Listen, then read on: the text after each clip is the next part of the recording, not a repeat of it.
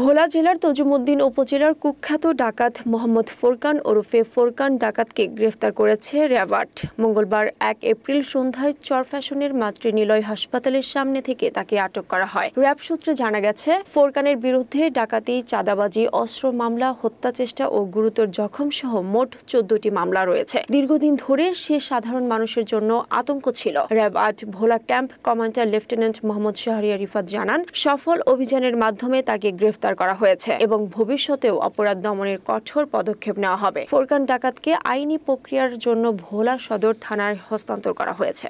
কুখ্যাত ফোরকান বাহিনীর প্রধান মোহাম্মদ ফোরকান ওরফে ফোরকান রারি ওরফে ফোরকান ডাকাত, বয়স ৪২, পিতা বশির আহমেদ, সাংচর কলমি, উত্তর চর মায়া, ৩ নং ওয়ার্ড, থানা শশীভূষণ, উপজেলা চরফ্যাশন, ভোলা জেলা ভোলা, তাহার ডাকাত বাহিনীর সদস্যদের নিয়ে ভোলা জেলার তজুমুদ্দিন থানাধীন চর মোজাম্মেল ও চর লাদেন নামক এলাকা সহ আশেপাশের এলাকার জেলে সম্প্রদায় ও মাছ ব্যবসায়ীদের নিকট হতে চাঁদা আদায় সহ বিভিন্ন অপরাধমূলক কর্মকাণ্ড করে আসছিল। তাহার বিরুদ্ধে ভোলা জেলা এবং তাহার আশেপাশের জেলার বিভিন্ন থানায় মোট ১৪টি মামলা রয়েছে, যাহার মধ্যে ডাকাতির প্রস্তুতি মামলা রয়েছে মোট ৪টি, অস্ত্র মামলা ২টি, হত্যার চেষ্টা সহ গুরুতর জখমের মামলা ১টি, ডাকাতির মামলা ২টি, চাঁদাবাজির মামলা ৪টি ও দস্যুতা মামলা ১টি রয়েছে। পাশাপাশি পটুয়াখালী জেলার বাউফল থানার একটি ডাকাতির মামলায় শশীভূষণ থানায় তাহার বিরুদ্ধে একটি ৭ বছরের সশ্রম কারাদণ্ড এবং ৫,০০০ টাকা অর্থদণ্ড অনাদায়ে ২ মাসের সশ্রম কারাদণ্ডপ্রাপ্ত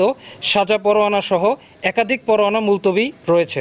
ফোরকান বাহিনীর প্রধান ফোরকান ডাকাতের চলমান অপকর্মের বিষয়ে র্যাব ক্যাম্প ভোলা, র্যাব ৮ বরিশালের র্যাব সদস্যগণ অবগত হওয়ার পর তাকে গ্রেপ্তারের নিমিত্তে তার অবস্থান শনাক্তের জন্য গোয়েন্দা নজরদারি কার্যক্রম চলমান রাখা অবস্থায় গোপন সংবাদের ভিত্তিতে আজ ১ এপ্রিল ২০২৫ তারিখ আনুমানিক ১৯৫০ ঘটিকার সময় চরফ্যাশন থানাধীন মাতৃনিলয় হাসপাতাল অ্যান্ড ডায়াগনস্টিকের সামনে থেকে র্যাব ৮ বরিশাল, র্যাব ক্যাম্প ভোলায়ের একটি চৌকস আভিযানিক দল কর্তৃক গ্রেপ্তার করা হয়।